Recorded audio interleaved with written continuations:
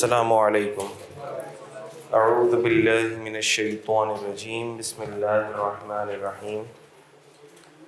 Rabbi इश्रह ली सदरी वयस्सिर ली अमरी वहलुल उक़दतम मिन लिसानी यफ़क़हू क़ौली। उम्मीद और दुआ करता हूँ आप लोग खैरियत से होंगे। होमवर्क सबने कर लिया? पूरा नहीं किया? आधा घंटा भी नहीं है टैक्स के लिए तुम लोगों के पास? समझ में ही नहीं आ रहा। ओ हो, इतना मुश्किल होमवर्क मैंने दे दिया कि अवामुन्नास की समझ से बालातर हो गया ऐसे। अच्छा खैर, कल वाला सवाल पहले मुकम्मल कर लें, क्या ख्याल है?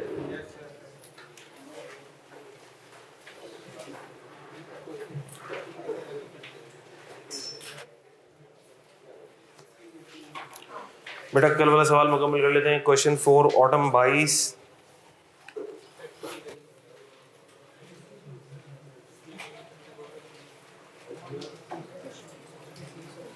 उसका पार्ट बी। इसमें हमने देखा था Umar a Pakistani national came into Pakistan on 1 September 2021 after 20 years of service in UAE. On 1st January, his bank account in UAE was credited with AED $50,000 AED on account of dividend. He remitted 50% of his amount to his bank account in Pakistan. तो हम कह सकते हैं कि mister Umar is a returning expatriate for tax purposes for tax year 2022 as he is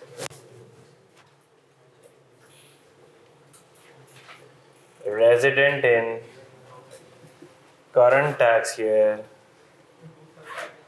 and was non-resident as he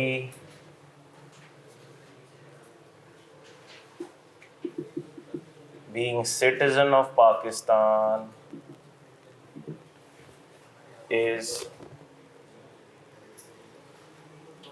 in 4 preceding tax years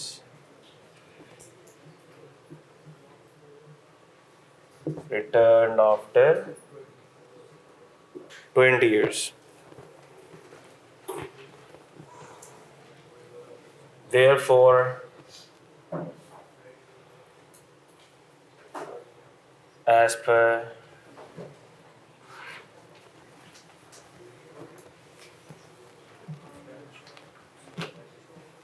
income tax laws,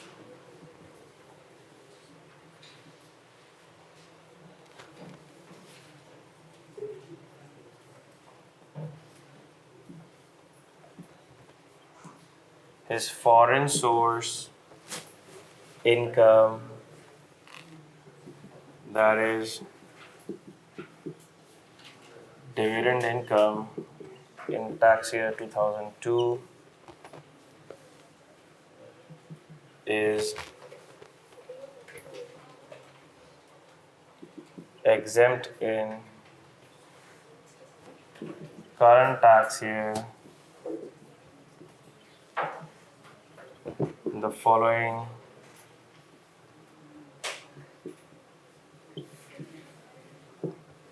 tax year.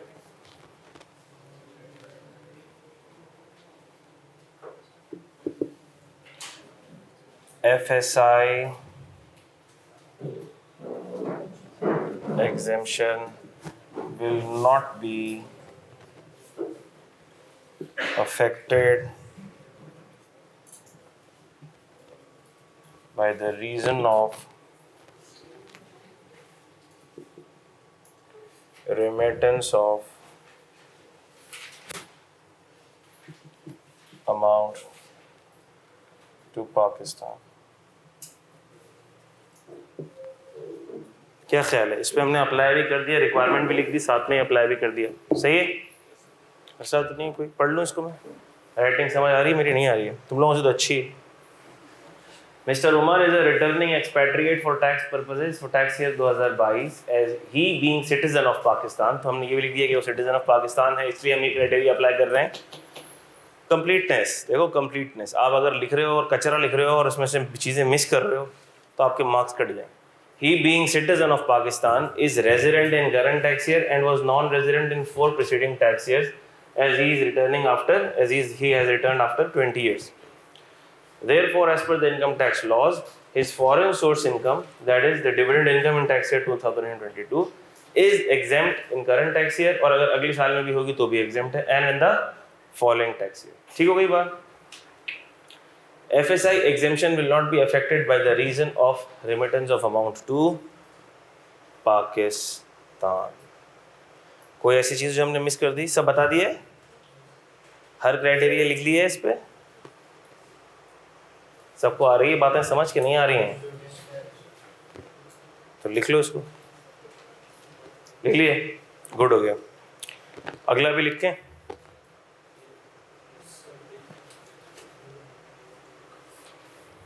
इधर लिख लो। सी क्या था भाई?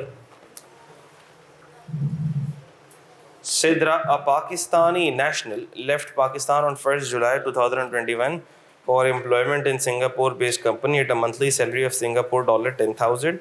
However, due to personal reasons, she returned back to Pakistan on 20th December 2020. अच्छा भाई, अगर ये लिखा हुआ होता, सुन लो ज़रा, इसको हमने कल डिस्कस कर लिया, लेकिन अगर ये लिखा हुआ होता Sidra Pakistani national left Pakistan on 1 जुलाई 2015, 21 ने लिखा हुआ होता, 2015 लिखा हुआ होता, तो क्या होता? सेम केस लगता? फिर तो ये रिटर्निंग एक्सपेट्रिएट हो जाती। फिर तो हम कहते हैं कि बाहर की कंट्री में सैलरी पे टैक्स कटा है कि टैक्स नहीं कटा। अगर ये रिटर्निंग एक्सपेट्रिएट हो जाती तो फिर तो सैलरी के ऊपर, फॉरेन सोर्स सैलरी के ऊपर एग्जेम्पशन हो जाती, चाहे टैक्स कटा या नहीं कटा। फिर तो वो फॉरेन सोर्स इनकम वाली एम्बिट में आ जाती ना, फॉरेन सेकंड वाली कैटेगरी में आ जाती ना रिटर्निंग एक्सपेट्रिएट में। लेकिन हमने देखा कि ये रिटर्निंग एक्सपेट्रिएट तो नहीं है। सही है? She returned back up to Pakistan on 20th December and remained in Pakistan till 30th June. She brought the entire foreign source salary and foreign salary amount to Pakistan. तो हम क्या कहेंगे? हम ये कहेंगे, इसको भी डायरेक्ट आंसर लिखते हैं। कितने मार्क्स का है? 2 ही मार्क्स का है ना। अच्छा भाई,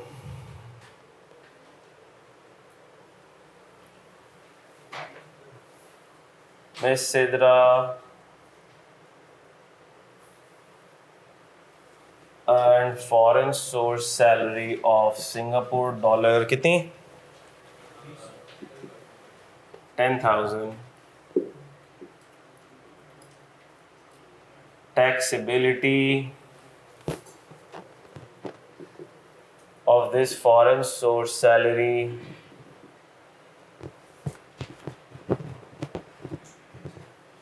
in Pakistan during tax year 2022 will be as follows.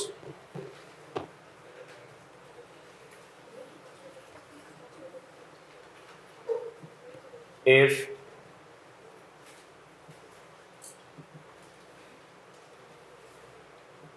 foreign income tax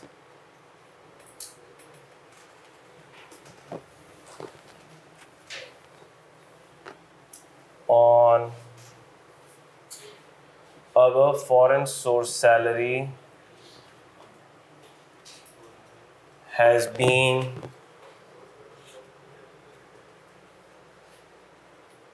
deducted by employer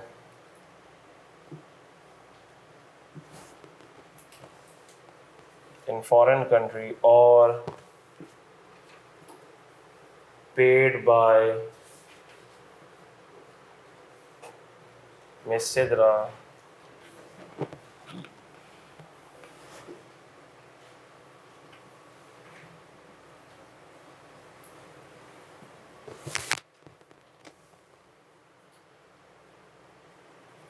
then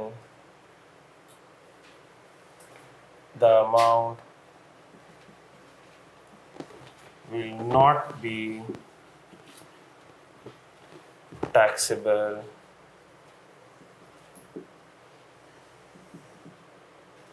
again in Pakistan.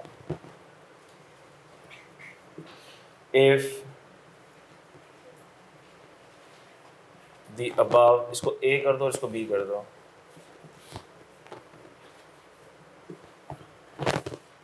Foreign source salary has not been subjected to tax deduction or payment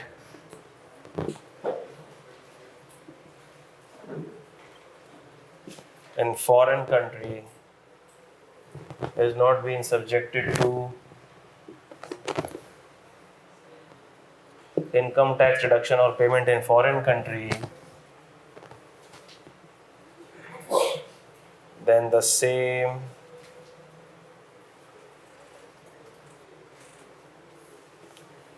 shall be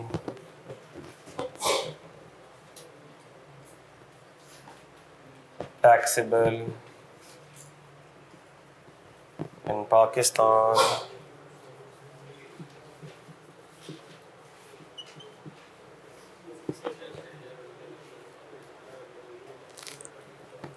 tax in Pakistan for the tax.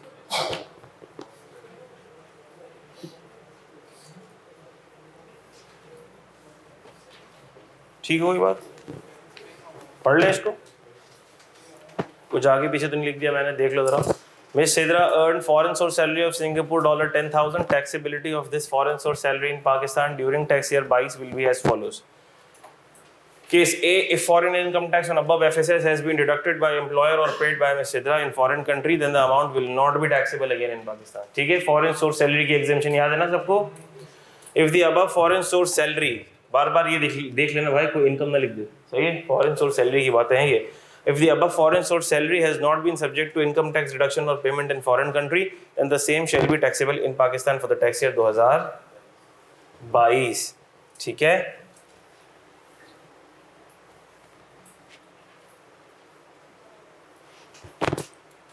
Clear है सबको? अच्छा, फिर इसके अंदर ना ये वाली requirement भी हम लिखेंगे, मैंने आपको बताई नहीं. वैसे 2 मार्क्स का है, नहीं भी लिखोगे तो चलेगा, लेकिन जब ये पढ़ लोगे तो फिर 103 वाली जो एक पैराग्राफ मैंने छुड़वा दिया है आपको, ये टैक्स क्रेडिट में पढ़वाऊंगा मैं. हाँ, ये सैलरी पर एप्लीकेबल ही नहीं है, ये सैलरी पर एप्लीकेबल नहीं. हाँ बोलो. क्या बेटा?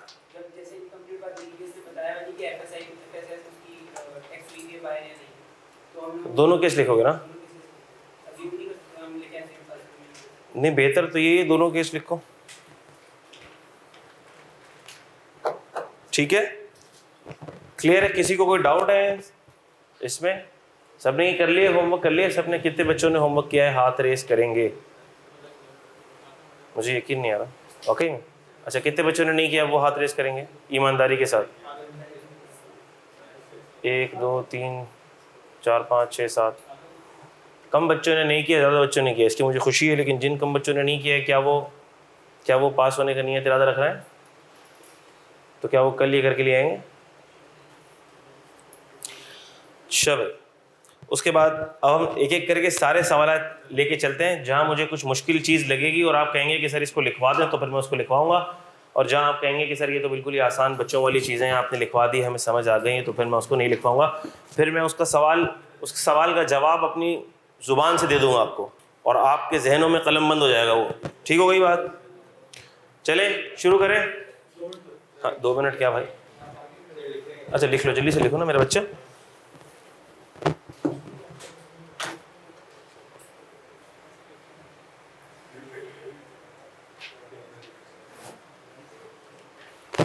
जी मेरे बच्चा, क्या?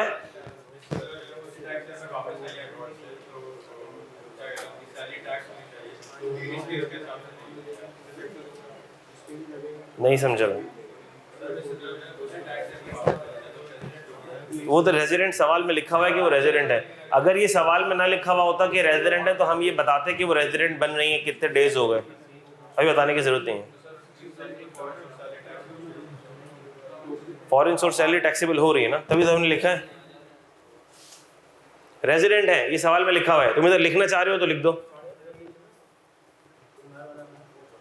Miss Sidra being a resident person in Pakistan, लिखना चाहते हो तो लिख दो, लेकिन वो सवाल में लिखा होता तो मैंने नहीं लिखा, ठीक है।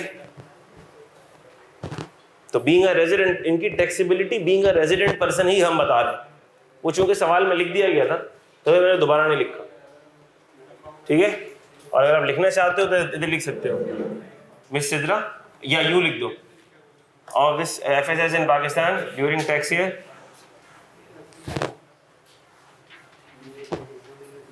being a resident person। अगर आप लिखना चाह रहे हो, ये वाला फैक्ट बताना चाह रहे हो, तो ये यहां बता दो फिर, सही है। वैसे सवाल में गिवन है रेजिडेंट वाला, तो इसलिए आपने नहीं लिखा। ये टैक्सेबिलिटी इसीलिए कि वो रेजिडेंट है, अगर नॉन रेजिडेंट होती तो फिर तो हम ये बातें ही ना करते ना, फिर तो हम फॉरेन सोर्स सैलरी का उनसे सवाल ही नहीं करते।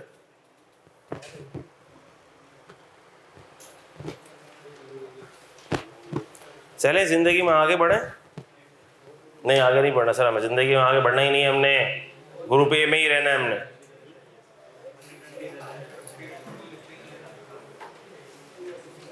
हाँ भाई, कैमरा किसने हिलाया यार? कैमरा हिला दिया तुम लोगों ने। एक बच्चा, तुम जरा देखो बेटा, कैमरे को थोड़ा सा मूव करना है तुमने, देखो जरा कैमरे को फोकस देख लो, आउट हो गया है। जो उसका हैंडल होगा ना कैमरे का, उस कैमरे के हैंडल से हिलाना हल्के से, देख के पहले देखो। हाँ नहीं नहीं, यूँ नहीं, यूँ नहीं, यूँ, हाँ आहिस्ता आहिस्ता आहिस्ता हिलाओ, और थोड़ा सा और, थोड़ा सा और करो, बस, जज़ाकल्लाह, बहुत शुक्रिया बेटा।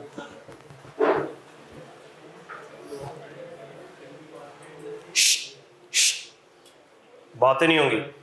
अच्छा, फिर question 3A autumn 2021, question 4B autumn 2020। ये मेरे पास असल में, मैं बुक से देख रहा हूँ, मेरे पास बुक में वो लेटेस्ट वाला ऑटम 23 वाला सवाल नहीं है, वो आप लोग पहले घर से अटेम्प्ट करना, फिर हम डिस्कस करेंगे। Autumn 20, Ahmed has completed his MBA। अच्छा, ये बेसिकली सवाल नहीं था रेजिडेंशियल स्टेटस का, लेकिन बताने का मकसद ये था कि ये चीज़ रेजिडेंशियल स्टेटस वाली चीज़ बाकी के प्रैक्टिकल क्वेश्चन के अंदर भी बिल्ट इन होके आती है, बिल्ट इन होके आती है, कि पूरा प्रैक्टिकल क्वेश्चन होगा और आपको ये सारी कहानी बताई गई होगी कि वो आया गया आया गया आया गया। तो अब कोई फॉरेन सोर्स इनकम अगर दी हुई है तो उसका ट्रीटमेंट क्या होगा, ये आपको पता होना चाहिए। तो ऐसी आइडिया देने के लिए मैंने ये पार्ट डाल दिया, वरना ये ऐसे सवाल नहीं है कि इसका रेजिडेंशियल स्टेटस बताओ। इसको पढ़ लेते हैं, इसको पढ़ लेते हैं। क्वेश्चन 4B ऑटम 20 हम पढ़ रहे हैं। क्वेश्चन 4B ऑटम 20, ऐसे रीड कर रहा हूँ मैं इसको। Ahmad has completed his MBA from a university in USA। USA की यूनिवर्सिटी से उसने MBA कंप्लीट किया। He had been living there since August 2023, बहुत अच्छी बात है, sorry 2013, for his education and came to Pakistan only once in 2017। लेकिन 2017 में एक दफ़ा वो पाकिस्तान आया था। कब से कब तक आया था? 10 मार्च 17 से, अल्लाह का शुक्र आप खैरियत से, जज़ाकल्लाह, बहुत शुक्रिया। कब से कब तक आया था? 10 मार्च 2017 से 30 सितंबर 2017 तक पाकिस्तान एक दफ़ा आया था। And then went back to USA to complete his MBA, और फिर USA वापस चला गया। Along with his studies he was also doing a part time job at a restaurant in USA। ठीक है भाई, तो वो वेटर भी था साथ में, पढ़ाई के साथ साथ। अच्छा भाई, पार्ट टाइम जॉब भी कर रहा था, अच्छी बात है, करनी चाहिए। Part time job at a restaurant in USA till November 2019। इसके बाद he return to Pakistan on 1 December 2000 19 and commenced trading business from 1 January 2020। Determine the अब ये पूछी सवाल नहीं था पेपर के अंदर, ये सवाल नहीं आया कि इसका रेजिडेंशियल स्टेटस बताओ। ये तो एक बड़े प्रैक्टिकल क्वेश्चन का एक छोटा सा हिस्सा था, तो मैंने उसको अपने हैंडआउट में डाल दिया ताकि आपकी अंडरस्टैंडिंग अभी से डेवलप होना शुरू हो जाए कि इसका रेजिडेंशियल स्टेटस बताओ टैक्स ईयर 2020 में। क्योंकि अगर किसी को टैक्स रेजिडेंशियल स्टेटस निकालना नहीं आता तो फिर वो प्रैक्टिकल क्वेश्चन भी सॉल्व ठीक से नहीं करेगा। तो आप इसको ढंग से पढ़ लें और इसका जवाब क्या आप देना पसंद करेंगे? आपका नाम क्या है जिसे दीवार से लगा दिया गया है? हाँ, जवाद। जवाद इसको रीड करके मुझे जवाब दोगे? करो, रीड करो और जवाब दो कि क्या ये टैक्स ईयर 2020 में रेजिडेंट है कि नहीं है।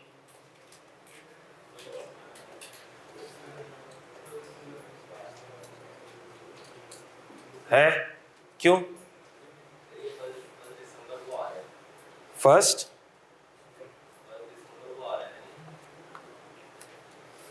हाँ 1 दिसंबर को आ रहा है। 6 महीने हो रहे हैं।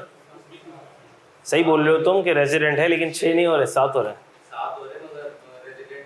हो रहा है, रेजिडेंट हो रहा है। अच्छा, ये पहला सवाल हो गया। अब दूसरा सवाल क्या ये is he a returning expatriate? इसी के आगे सवाल को बढ़ा लो, मैंने ही बनाया ना सवाल तो उसके आगे बढ़ा लो। Is he a returning expatriate in 2020? Question mark लिख लो। Is he a returning expatriate in 2020? आगे खुद ही से बढ़ा लो सवाल, इसके अंदर कोई मसला थोड़ी है, लिख लो। और अब मुझे इसका जवाब दो, क्या ये टैक्स ईयर 2020 में रिटर्निंग एक्सपेट्रिएट है? ये इसका जवाब मुझे आप दे दें, आप दे दें, आप बताएं। है? आप बता दें, चले अभी बता दें। जी आप बताएं। है रिटर्निंग एक्सपेट्रिएट है? अच्छा, और उनके आगे जो आप बैठे हैं आप बता दें, आप भी बता दें। है रिटर्निंग एक्सपेट्रिएट है? यस किसने कहा? कैसे है? ये तो बीच में आया था ना पाकिस्तान।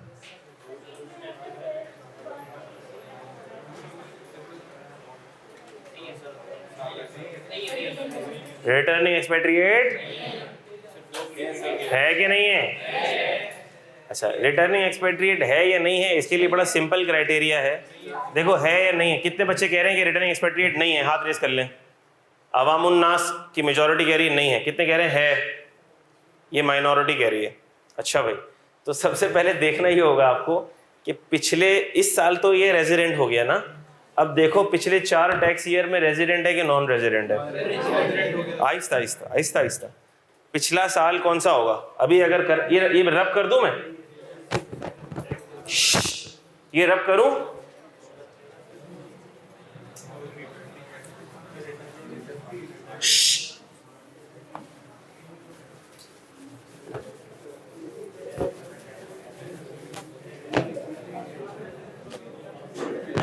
भाई शोर नहीं हुआ यार, खुद अपना अपना एनालिसिस दिमाग में करो ना यार। मतलब लाउड थिंकिंग क्यों हो रही है? थिंकिंग तो हमेशा साइलेंट हुआ करती है। क्वेश्चन नंबर कौन सा है? 4B autumn 20। Question 4B autumn 20। तो हमने कहा कि ये आया किस साल में? 20 ना? हाँ, हमने कहा ये आया है सर, ये 1 जुलाई 19 है और ये 30 जून 20 है, और ये इधर किधर आ गया पाकिस्तान में ना, 1 दिसंबर 19। तो हमने कहा कि सर ये चूंकि ग्रेटर देन 182 है, ऐसा ही है, तो ये रेजिडेंट हो गया। रेजिडेंट हो गया किस टैक्स ईयर में? 2020 में। अब हमें देखना है पिछले 4 टैक्स ईयर में क्या ये रेजिडेंट है या नॉन रेजिडेंट है। मैंने कहा पिछले 4 टैक्स ईयर्स कौन से होंगे? Tax year 19, tax year 18, tax year 17 और टैक्स ईयर 16। अब पाकिस्तान कब आया जरा चेक करते हैं। देखो 10 मार्च 17 को आया, 10 मार्च 17 को आया, और 17 वाला टैक्स ईयर कब खत्म हो जाएगा? देखो 10 मार्च को आया, इधर आया होगा 10 मार्च 17 को आया होगा। ये टैक्स ईयर 17 कब खत्म हो जाएगा? जून को खत्म हो जाएगा। हर टैक्स ईयर का रेजिडेंशियल स्टेटस अलग अलग देखना होता है। 17 वाला टैक्स ईयर जून को खत्म हो जाएगा, तो अगर ये 10 मार्च को आया है तो मार्च से लेकर जून में क्या ये रेजिडेंट बनेगा? नहीं बनेगा। इसका मतलब टैक्स ईयर 17 में भी नॉन रेजिडेंट है। उसके बाद देखो ये गया कब? 30 सितंबर, यानी कि अब जुलाई से सितंबर वाले डेज कौन से टैक्स ईयर में फॉल कर रहे होंगे? 18 में। तो जुलाई, अगस्त, सितंबर 3 महीने 18 में फॉल कर रहे हैं, तो क्या ये 18 में रेजिडेंट बनेगा? देखो अगर तुम प्लेन दिनों की काउंटिंग करोगे ना, तो दिनों की काउंटिंग से शायद ये बन जाए। अगर तुम दिनों की काउंटिंग करोगे ना, कंटिन्यूअस डेज की काउंटिंग करोगे, कंटिन्यूअस डेज की काउंटिंग करोगे, तो शायद ये 182 से ऊपर निकल जाए, मुझे नहीं पता।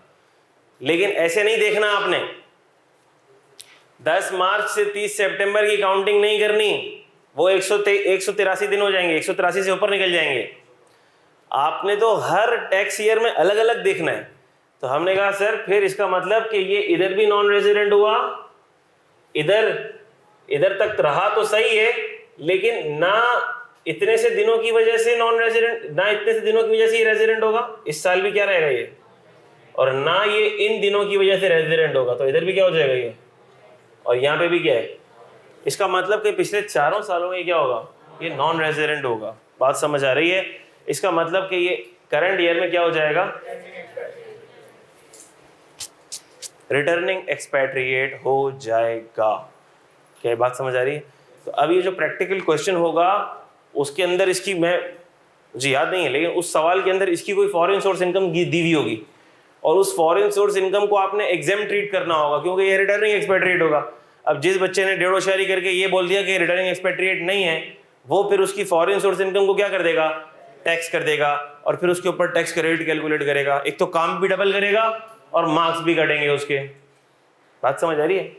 तो ये कॉन्सेप्ट कितना इंपॉर्टेंट है, सिर्फ ये बताने के लिए मैंने ये पार्ट इसका इधर डाला था। ऑटम 19 वाला सवाल सारे के सारे बच्चे अभी मेरे सामने खुद अटेम्प्ट करेंगे, ज़ाती तौर पर अपने रजिस्टर में, अपने कलम के साथ, खामोशी के साथ। ये मैंने होमवर्क नहीं दिया था, आप लोगों ने होमवर्क तो नहीं कर लिया?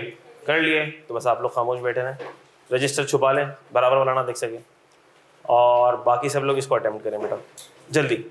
इसको आप लोग पहले अटेम्प्ट करेंगे, मैं 2-3 बच्चों से सुनूंगा उन्होंने क्या लिखा है, क्या किया है, फिर मैं इसका आंसर बताऊंगा। जल्दी, शाबाश। ऑनलाइन वाले बच्चे भी करें, नाश्ता ना करें वो।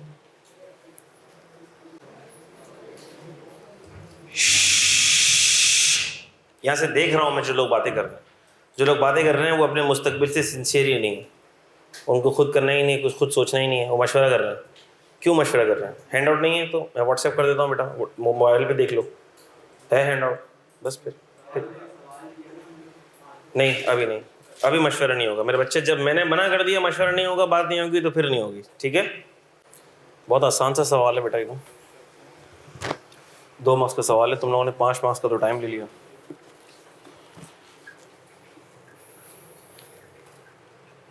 क्वेश्चन 3A, ऑटम 19 पढ़ते हैं इसको। पहले मैं समझा देता हूँ, फिर मुझे बताइएगा किसने ठीक किया। Respond to the following independent scenario assuming that commissioner, अच्छा पढ़ लेते हैं। Respond to the following independent scenarios under the, और भी सिनेरियोज होंगे आपसे रिलेटेड, एक ही है जो मैंने यहाँ डाल दिया हुआ। Jean Francois, a French designer, often visits to Pakistan for promotion of his, Pakistan आता रहता है, फ्रेंच डिज़ाइनर है। During his last visit, he stayed in Pakistan from 10th July to 25 Feb 2009। 10 जुलाई से 25 Feb 2009 तक पाकिस्तान में रहा। कंटिन्यूस स्टे तो इतना है कि इसके 183 से ज़्यादा डेज बन जाएंगे, ठीक है? कंटिन्यूअस स्टे तो है। और कहा क्या जा रहा है, determine residential status of gene François for tax year 2009।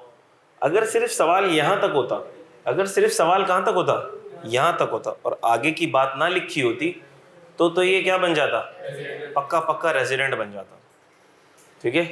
लेकिन इसका tax year normal tax year है ही नहीं। कहाँ लिखा हुआ है, assuming that commissioner has granted him permission to use calendar year as special tax year.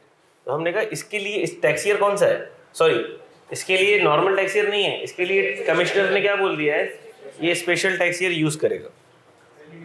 हमने कहा sir special tax year use करेगा तो उसका स्पेशल टैक्स ईयर कब से कब तक होगा, हमने कहा कैलेंडर ईयर, यानी कि 1 जन 2008 से 31 दिसंबर 2008।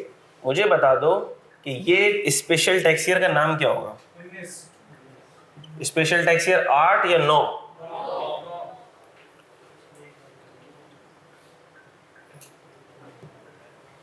Tax year 2009। क्या सबको ये बात पता है? इसका मतलब कि अगर मैं जीन फ्रैंकोइस के लिए टैक्स ईयर की टाइमलाइन ड्रॉ करूंगा तो वो ये होगी, और ये टाइमलाइन मुझे रिप्रेजेंट कर रही है tax year 2009, special tax year 20x9, ऐसा ही है। इसका मतलब ये हुआ कि अगर वो आया 10 जुलाई से यहाँ, अगर वो 10 जुलाई 20x8 को पाकिस्तान आया, तो हमने कहा कि अब हम इसके दिन गिनेंगे तो सही, लेकिन इधर यहां पर इसका टैक्स ईयर एंड हो रहा है। अब सर ये रह तो यहां तक रहा है, रह तो ये कब तक रहा है, 25 फेब 20x9 तक रह रहा है, लेकिन क्या ये वाले जो डेज हैं, क्या ये वाले जो डेज हैं, क्या ये काउंटिंग में आएंगे? हमने कहा ये काउंटिंग में नहीं आएंगे। क्यों काउंटिंग में नहीं आएंगे? क्योंकि इसका tax year special tax year है।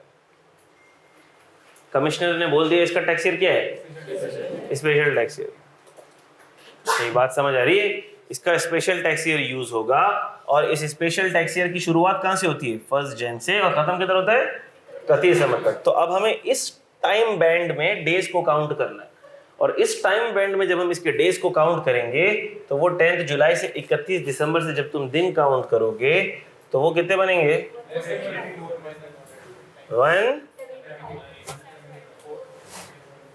181 में से 9 दिन लेस कर दो,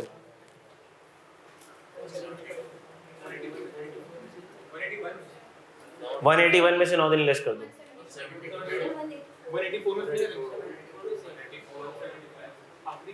अच्छा सॉरी, ये फर्स्ट हाफ है, फर्स्ट हाफ में 184 डेज होते हैं ना, फर्स्ट हाफ है ये H1 ना, तो ये 184 में से आप लेस कर दो 9 दिन, 170। हमने कहा सर 175 डेज, ये 175 डेज स्पेशल टैक्स ईयर में रहा, और अगर कोई चाहे तो फिंगर टिप्स पे काउंट भी कर ले। जुलाई के कितने दिन होंगे भाई, जुलाई के 22 दिन, जुलाई के 22, अगस्त के 31, सितंबर के 30, अक्टूबर के 31, नवंबर के 30 और दिसंबर के 31। आप ये काउंट कर लो तो कितने बन जाएंगे, 175 बन जाएंगे। तो हमने कहा कि सर ये नॉन रेजिडेंट है, क्या है ये,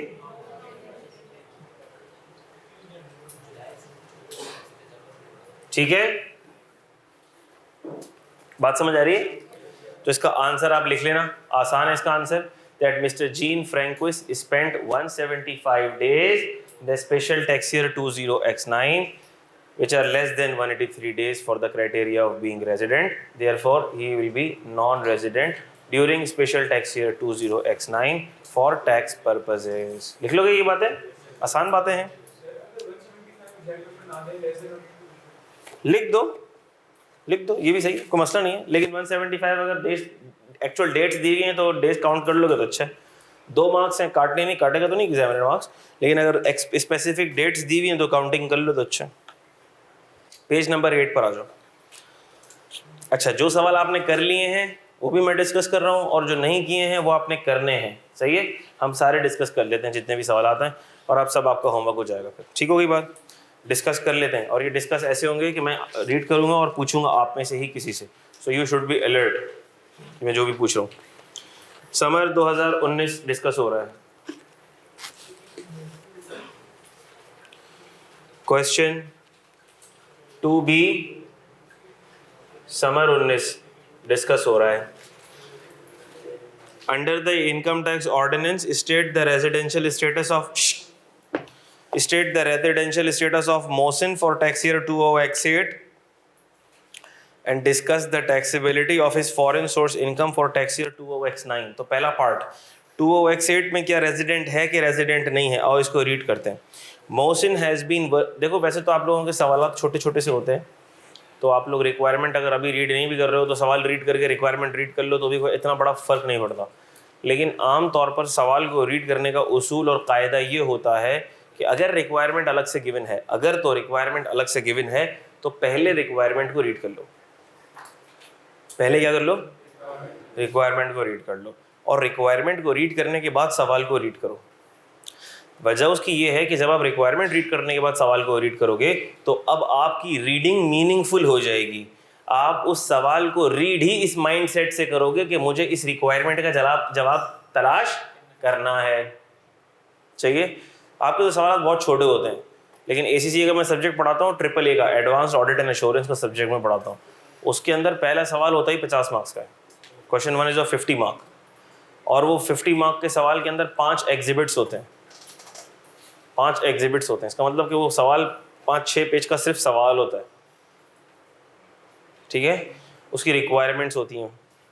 अब पूरा सवाल रीड करने के बाद अगर बंदा रिक्वायरमेंट्स पढ़े तो बोलेगा वो अच्छा चलो अब फिर से पढ़ दें। अभी तूने 6 पेज का सवाल पढ़ने में 10-15 मिनट लगा दिए, अब तू रिक्वायरमेंट पढ़ के फिर से सवाल पढ़ के प्लानिंग करेगा तो हो गया तेरा काम, टाइम ज़ाया हो गया। उसमें तो हमेशा ही पहले क्वेश्चन की रिक्वायरमेंट को रीड करना होता है कि रिक्वायरमेंट क्या है। या मिसाल के तौर पर पहली रिक्वायरमेंट में बिजनेस रिस्क है, तो अब मैं इस सवाल को रीड ही इस माइंडसेट से करूंगा कि मुझे इसमें बिजनेस रिस्क भी तलाश करने हैं, मुझे इसमें ऑडिट रिस्क भी तलाश करने हैं, मुझे इसमें ऑडिट प्रोसीजर भी ढूंढने सोचने हैं। तो अब मैं रीड भी करता जाऊँगा और वो चीज़ें प्लानिंग करके प्लानिंग पॉइंटर्स बनाता जाऊँगा। उसका एक पूरा आंसर को सॉल्व करने का एक फॉर्मेट होता है। लेकिन आपके सवाल छोटे हैं, लेकिन फिर भी जहाँ कहीं भी रिक्वायरमेंट अलग से मेंशन हो, अच्छा है कि रिक्वायरमेंट को पहले पढ़ लो। सही है, तो पहले हम रिक्वायरमेंट पढ़ लेते हैं।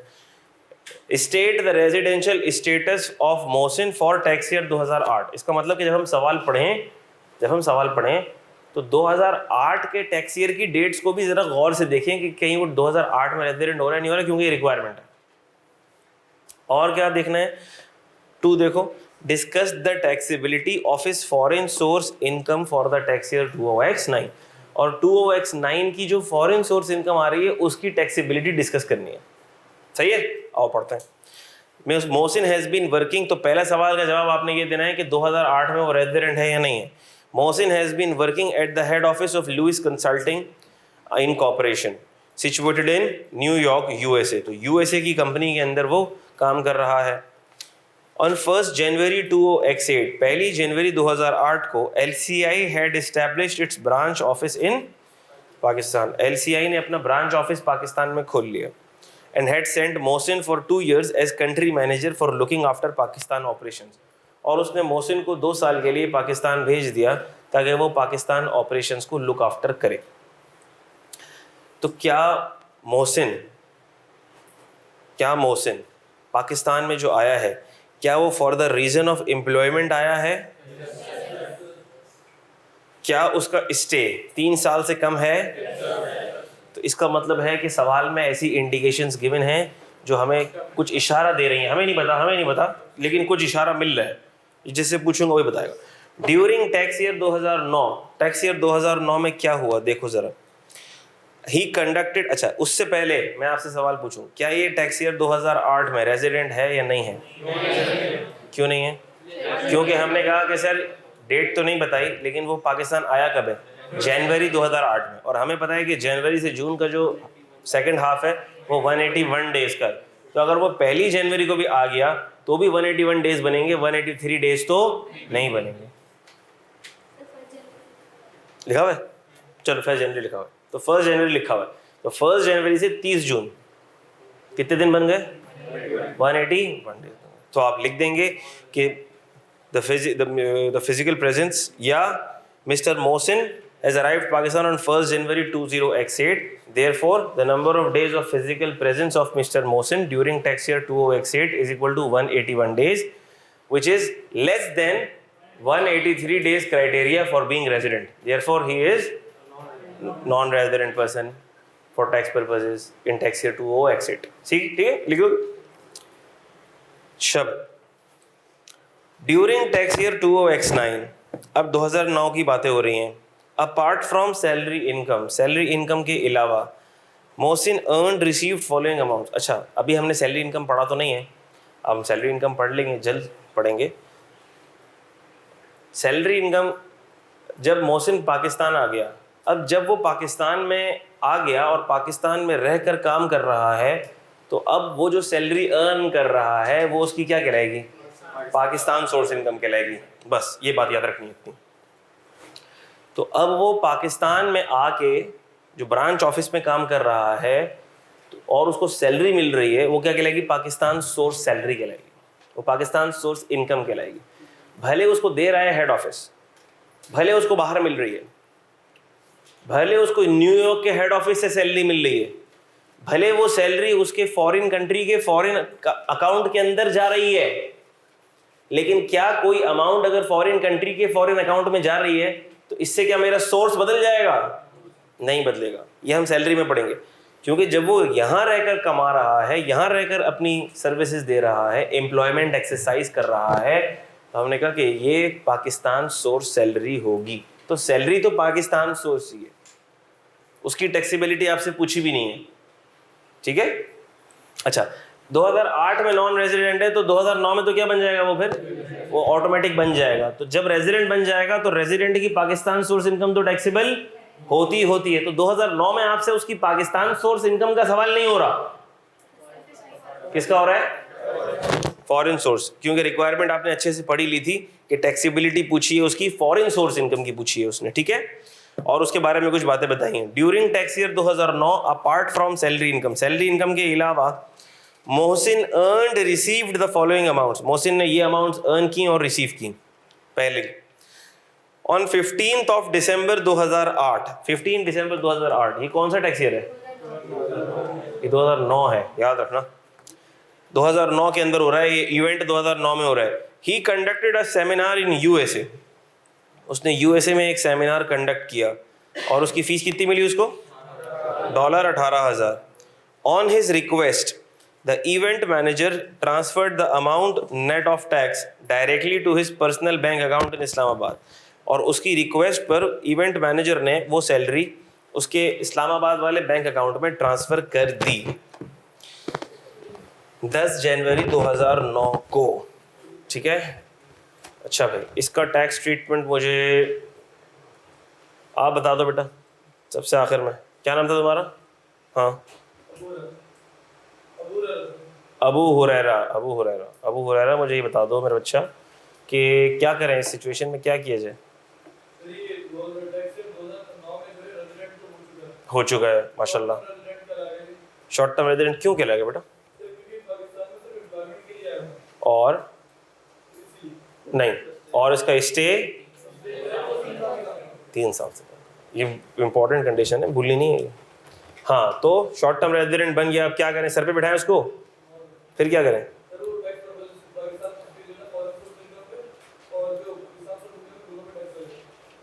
या अल्लाह, अल्लाह खैर, अल्लाह खैर. तो फिर एग्जेम्पशन किस बात की हुई? फॉरेन सोर्स इनकम पे तो तूने टैक्स लगा दिया. वो बोल रहा है कि मैं मर जाऊं, क्या करूं? पाकिस्तान सोर्स पे तो लग ही रहा है, शॉर्ट टर्म बन गया तो फॉरेन सोर्स पे भी लग रहा है. क्या करूं? मर जाऊं? पूरी बात कर रहा हूं ना, तुम आधी अधूरी बात कर रहे हो.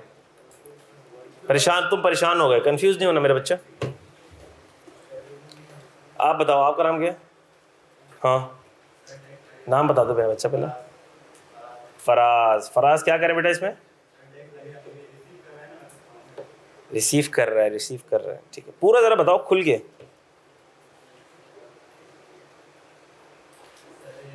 सबसे पहला स्टेप हम क्या बताएंगे? ये कौन है? हम सबसे पहले ये बताएंगे, हम इसको सबसे पहले प्रूफ करेंगे शॉर्ट टर्म रेजिडेंट। क्या प्रूफ करेंगे? Short term resident. Short term resident कैसे प्रूफ करेंगे? क्या हमें आता है, करना आता है? अभी हमने सवाल में देखा, हम बोलेंगे कि जो भी, क्या नाम है इसका, mister Mohsin is a short term resident in tax year 2009। क्यों? रीजन भी लिखेंगे, because he is resident solely for the reason of employment and his stay in Pakistan does not exceed 3 years. So his foreign source income will be exempt. ठीक है? But the exemption will not be applicable on the amount brought received in Pakistan or any business established in Pakistan. In the given case, the amount earned by conducting a seminar in USA is a foreign source income. Is a foreign source income. ठीक है वही बात? However, the amount received, कितनी amount receive हुई है? $18,000. However, this amount has been received in Pakistan. Therefore, it will be taxable in Pakistan.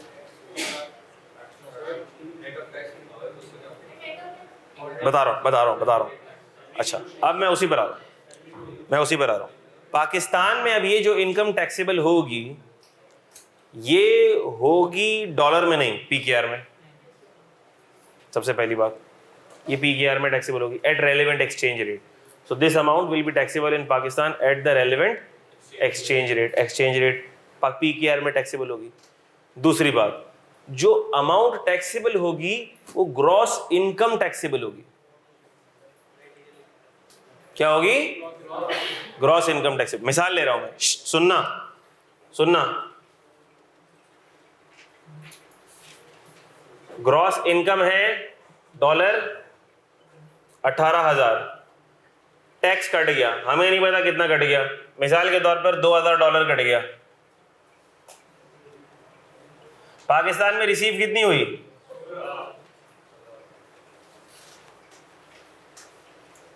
$16,000। Tax कितनी होगी?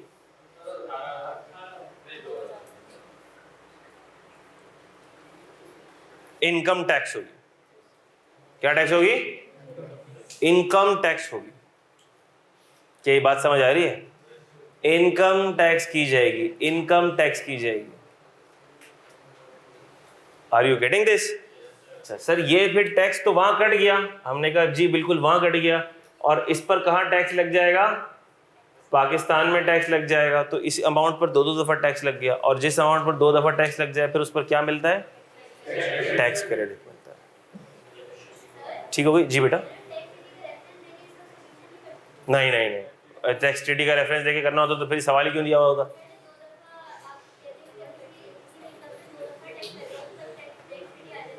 मैंने ये नहीं कहा, सुनिए बेटा, हमने ये कहा था कि जब भी कोई फॉरेन सोर्स इनकम रेजिडेंट की फॉरेन सोर्स इनकम टैक्सेबल हो रही होगी, तो मैंने ये कहा था हम टैक्स ट्रीटी को देखेंगे। अगर टैक्स ट्रीटी ने कहा कि ये एग्जेम्प्ट है तो एग्जेम्प्ट है। अब अगर एग्जाम में सवाल आ गया है तो हम ये थोड़ी बोलेंगे टैक्स ट्रीटी में ये एग्जेम्प्ट होगी इसलिए हम सवाल को नहीं कर रहे हैं, माजरत आपने गलत सवाल दे दिया। देखें होगी टैक्स ट्रीटी, चेक करें आप, सही सवाल नहीं। एग्जाम के अंदर क्वेश्चन आ गया है तो इसका मतलब ये है कि अब टैक्स ट्रीटी को थोड़ा साइड पे रख दें। टैक्स ट्रीटी नहीं, हाँ लिख देंगे आप सब्जेक्ट टू टैक्स ट्रीटी, ये लिख सकते हैं आप, बस इतना। लेकिन आपको ट्रीटमेंट पूरा बताना पड़ेगा, ठीक है? ये इसीलिए दिया हुआ है ताकि आप फॉरेन सोर्स इनकम की एग्जेम्पशन बताएं। अगर आप बोल देंगे टैक्स ट्रीटी तो फिर शॉर्ट टर्म रेजिडेंट बोलने की भी जरूरत नहीं थी ना। इसको बोल देते भाई टैक्स ट्रीटी है, भाई टैक्स ट्रीटी है, आप भले रेजिडेंट हो, टैक्स ट्रीटी है, आपकी फॉरेन सोर्स इनकम को हमने एग्जेम्प्ट कर दिया, टैक्स ट्रीटी में लिखा हुआ है। अल्लाह हाफिज। ये नहीं करना, सही है? ठीक है। अच्छा अगला पार्ट देखो, अगला part. On 31st May 2009, he earned income from his business established in USA and brought 40% of the income to Pakistan. क्या करेंगे इसका हम?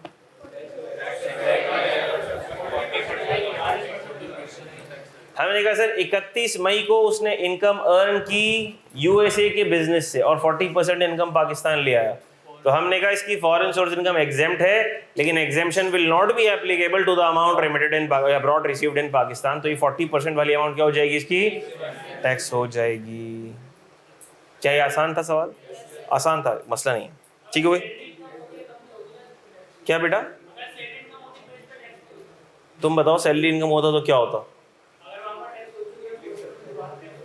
फिर दोबारा टैक्स, सिंपल। ठीक है, अगला सवाल। अच्छा, ये आप लोग अटेम्प्ट करेंगे, ये आप लोग अटेम्प्ट करेंगे और इसमें से कुछ सवालों के मैं आपको जो मोटे मोटे मुझे अच्छे लगेंगे मैं उसका सोल्यूशन आपको प्रोवाइड कर दूंगा। सही हो गई बात? अटेम्प्ट आप लोग सारे करेंगे, मैं कुछ सिलेक्टेड सवालों के सोल्यूशन भी आपको दे दूंगा, सबके नहीं, बाकी तो बहुत आसान आसान से। Question 2A and B, autumn 2017। तो ये समर 19 का सवाल आप लोगों ने कर लिया है, ऐसा ही घर पे कर लिया था? चलो, under the provision of income tax ordinance and rule made thereunder, discuss the residential status for tax year 2019 in each of the following situations. On 21st September 2018, Asif proceeded to Dubai to join his new job. Due to certain professional issues with employer in Dubai, he resigned on 1st May and came back to Pakistan. On 16th May, he got a new job in Pakistan, which he continued till 30th June 2019. तो अब ज़रा days count कर लो इसके। Resident है, non resident है?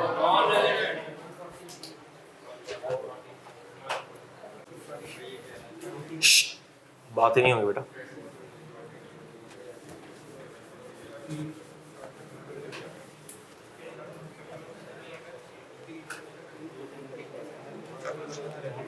अच्छा भाई, तो हम देख रहे हैं क्वेश्चन 2।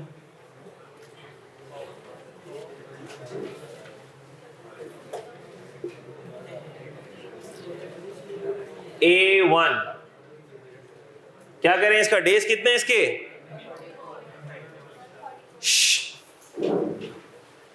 21 सितंबर को आसिफ प्रोसीड किया दुबई, तो सितंबर के कितने दिन काउंट होंगे?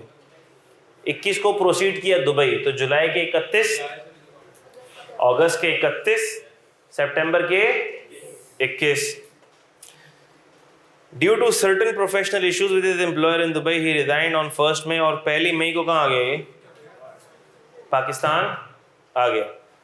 तो फिर अब डेज कहाँ से काउंट होने शुरू होंगे? मई के 31, जून के 30, ये सारे मिला लो कितने बनते हैं? 144 डेज बनते हैं। हम क्या लिखेंगे? हाँ, यही नहीं करना था हमें, सही है। क्यों नहीं करना था? क्योंकि हमें ये भी बताना था, अगर ये सिटीजन ऑफ पाकिस्तान है, अगर ये सिटीजन ऑफ पाकिस्तान है, तो हम ये भी देखेंगे कि क्या किसी दूसरे पर्टिकुलर कंट्री में रेजिडेंट है। बात समझ आ रही है? और किसी पर्टिकुलर कंट्री में रेजिडेंट है या किसी पर्टिकुलर कंट्री के अंदर 182 से ज़्यादा डेज उसने स्पेंड किए हैं या नहीं किए हैं। ठीक है, तो इसको ज़रा लिख लें।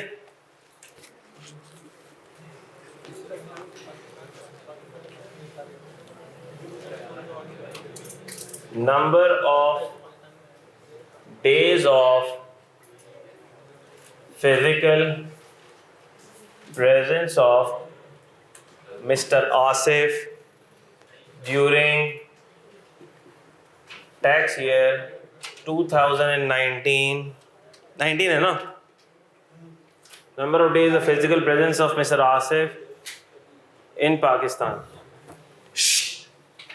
क्या हो गया भाई? 3R 144 कितने बनते हैं?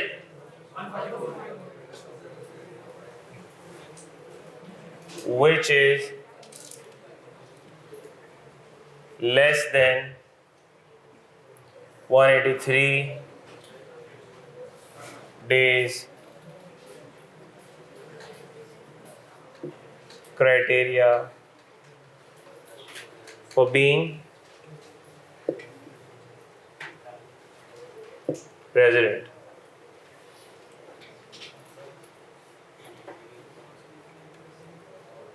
However,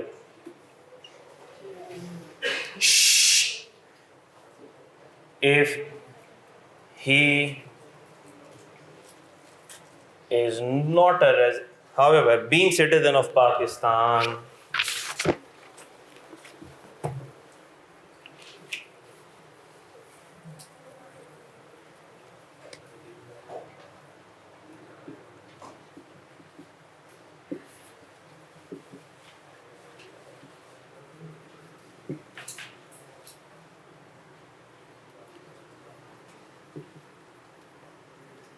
alternative criteria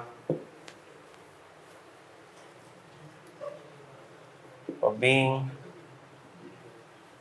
resident will also be assessed if he is not resident in any other country for tax purposes and has not spent more than 182 days in any specific country, then he will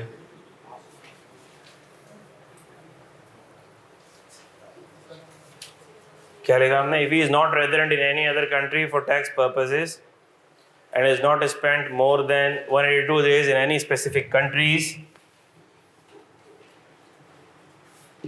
during tax year, कौन सा है?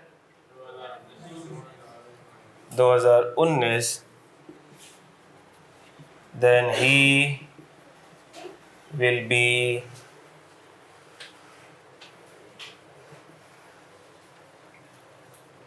automatically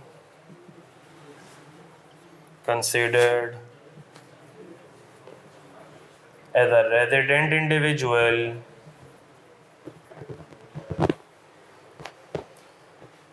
in Pakistan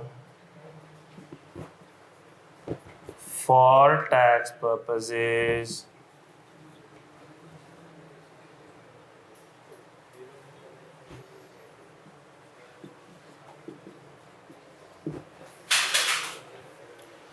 देखो, पहले जब ये सवाल आया था ना तो ये इतनी बड़ी कहानी आपको लिखने की ज़रूरत नहीं थी, लेकिन अब अगर ऐसा कोई सवाल आता है और आप ये कहानी नहीं लिखोगे तो आपका आधा मार्क एग्जामिनर काट लेगा, 1 मार्क भी काट सकता है। जी,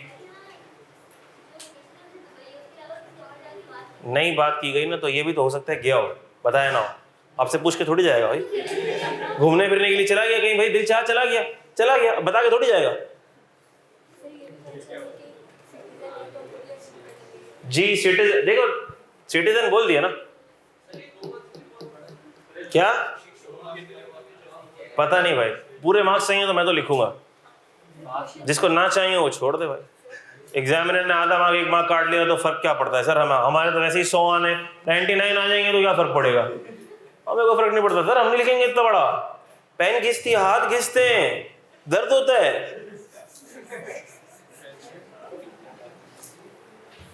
जी बेटा, और 2 मार्क्स के लिए इतना सा लिख देगा ना तू, 1 लाइन, वो बहुत है। ये तब नहीं बोलता बच्चा कोई, सर 2 मार्क्स के लिए बस 1 लाइन लिख दें काफी है। जिधर 2 मार्क्स के लिए 2 लाइनें एक्स्ट्रा लिखनी पड़ती हैं उधर तकलीफ हो जाती है। जी बेटा, किधर है सिटीजन? देखिए, अगर क्वेश्चन में मेंशन्ड नहीं है कि सिटीजन है, तो अगर अब्दुल्ला अहमद नासिर ऐसे नाम हो तो आप अज्यूम कर लें सिटीजन है, अज्यूम बीइंग अ सिटीजन। और अगर ऐसे नाम हो जीन फ्रैंकोइस, मिस्टर ली, मिस्टर ची, पीजी, तो फिर आप अज्यूम कर लें कि वो सिटीजन नहीं है, ठीक है। हाउएवर, तो अगर ऐसा ना भी बताया हो, हाउएवर अज्यूमिंग या तो बीइंग लिख दिया आपने, अगर सिटीजन है तो आपने बीइंग लिख दिया, और अगर सिटीजन नहीं है तो however assuming he is a citizen of Pakistan, assuming he is a citizen of Pakistan. ठीक है, फिर आप इस तरह करके लिख देंगे। थोड़ी बहुत अंग्रेजी तो ऊपर नीचे घुमाना आप लोगों को आती है ना, बातें नहीं। अच्छा देखो भाई, ये बता रहा हूं मैं तुमको, ये वाला क्राइटेरिया टेस्ट नहीं हुआ है। ये वाला क्राइटेरिया टेस्ट वैसे भी हो सकता है, किसी और तरह से भी हो सकता है, क्वेश्चन में भी हो सकता है, और इधर हो नहीं रहा था लेकिन हमने फिर भी इसको मेंशन एहतियाती तौर पर कर दिया। ठीक है, तो कहीं भी ऐसा जिक्र हो जिधर सिटीजन की बात हो रही हो, जिधर किसकी बात हो रही हो, सिटीजन की, या नाम थोड़ा सा जरा सिटीजन टाइप लगे, पाकिस्तानी टाइप नाम लगे आपको, और वो पाकिस्तान में डेज की बदौलत रेजिडेंट नहीं हो रहा, तो ये क्राइटेरिया भी लिख देना भाई। सही है क्या?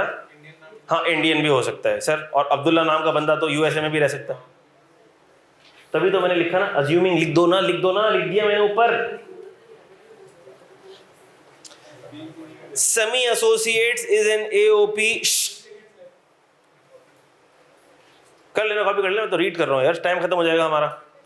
समी associates is an AOP and provides accounting services in Dubai. On 2nd January 19, the entire management and control of its affairs was shifted from Karachi to Dubai. क्या करें इसको? रेजिडेंट है तो हम लिख देंगे समी associates is a resident AOP for tax year 2019 as the management and control of affairs of AOP was situated partly in Pakistan during tax year 2019। इतना लिख लोगे? सीधी सादी सी अंग्रेजी है इसके अंदर। Explain the treatment of foreign source income of tax year 2017 under each of the following independent situations. मैं read कर रहा हूं, देख लो सवालात। Joseph, a South African cricket coach, is working in Pakistan under an employment contract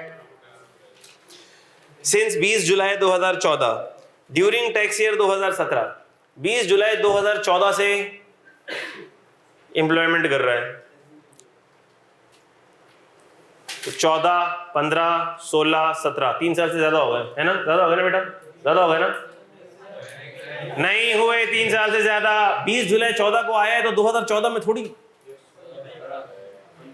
अभी देखो, सुनो, आप समझ रहे हो बात को, समझ रहे हो? देखो 20 जुलाई 14 को आया है, इसका मतलब कि वो टैक्स ईयर 2015 में आया है, तो 14 से बच्चे कंफ्यूज हो जाते हैं, 14 से काउंटिंग शुरू कर देते हैं, 14, 15, 16, 17, नहीं चौथा साल हो गया। नहीं सर, शॉर्ट टर्म रेजिडेंट नहीं है। नहीं भाई, गौर से देखो, 20 जुलाई 2014 को आया, कंफ्यूज करने के लिए आपको डेट दी जाती है ऐसी। तो हमने कहा 20 जुलाई 2014 को भी आया है, तो 2017 के एंड तक भी 3 साल पूरे नहीं हुए हैं अभी। बात समझ आ रही है? 20 जुलाई 14 को भी आया है तो 2017 के एंड तक भी पूरे 3 साल अभी नहीं हुए। अच्छा भाई, since July during tax year 17 he earned, तो ये शॉर्ट टर्म रेजिडेंट हो जाएगा। लिख लोगे क्राइटेरिया के हिसाब से, इसको फिर कर दोगे, तुम बना दोगे short term resident. He earned foreign source income from his business established in South Africa and brought 25% of income to Pakistan. क्या करेंगे? तो हमने कहा सर शॉर्ट टर्म रेजिडेंट है, ठीक है, इसकी इज्जत करेंगे, FSI को एग्जेम्प्ट करेंगे, लेकिन जो FSI broad received in Pakistan होगी वो हम क्या कर देंगे? फिर टैक्स कर देंगे। On 15 January 2016 Farhan return to Pakistan. On 15 January 2016 Farhan return to Pakistan from London after 10 years and has been living in Pakistan since then. During tax year 2017 he received GBP 5000 as return from his investment in London। तो हम पहले returning expatriate का criteria लिख देंगे, ठीक है, कि mister Farhan is the returning expatriate in Pakistan as he is resident in the current tax year but was non resident in 4 preceding tax years, therefore his foreign source income will be exempt in the current tax year, therefore the amount of GBP 5000 will be exempt। Under the provisions of income tax ordinance explain special tax year and transitional tax year। कर लोगे? अच्छा भाई, ये autumn 2015 का सवाल आप छोड़ देना, ये बाद में आपको समझ आएगा जब आप फॉरेन टैक्स क्रेडिट पढ़ लोगे। जी बेटा,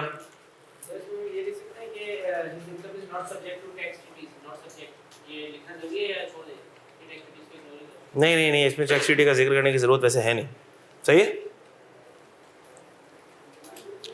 will be taxable in Pakistan, bracket में मैंने आपको बोला ना, लिख दो ना, ब्रैकेट में लिख देना अगर लिखना चाहो तो, सब्जेक्ट टू टैक्स ट्रीटी, बस सब्जेक्ट टू टैक्स ट्रीटी।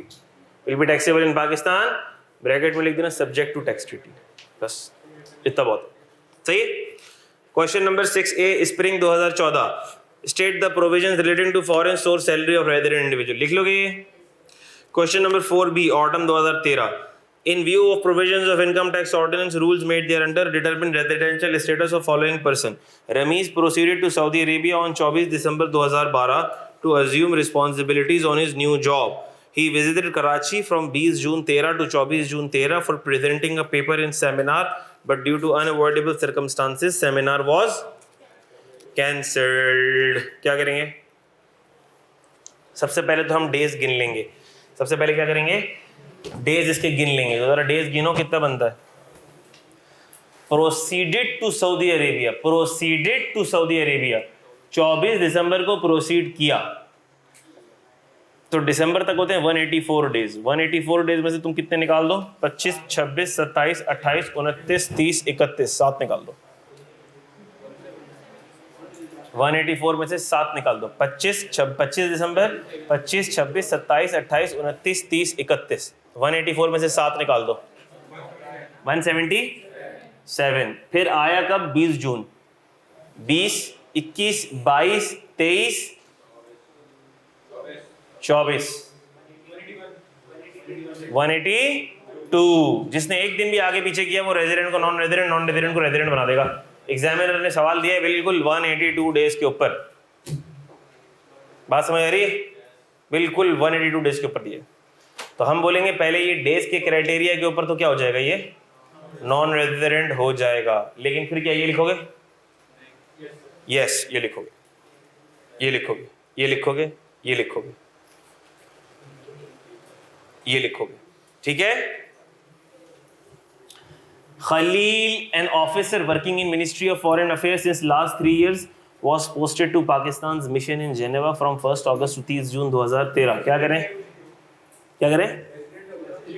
हमने कहा sir government employee is resident irrespective of his physical stay in Pakistan. ठीक है। तो ये गवर्नमेंट एम्प्लॉई है पाकिस्तान का, गवर्नमेंट एम्प्लॉई है, फॉरेन मिनिस्ट्री के डिपार्टमेंट में काम कर रहा है।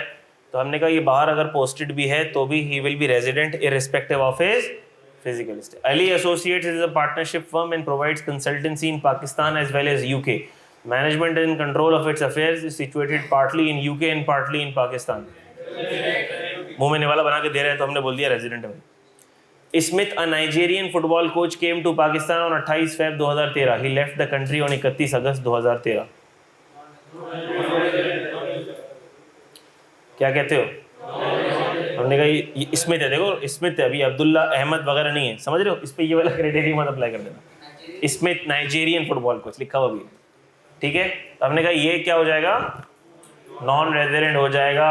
और अगर किसी ने फजूल हरकत करके इसके डेज काउंट करने की कोशिश की तो अच्छा नहीं होगा, क्योंकि 30 जून को टैक्स ईयर खत्म हो जाता है, 30 जून को कट ऑफ लग जाता है। 28 से 31 तक के दिन काउंट मत कर लेना बेवकूफ़ बच्चों।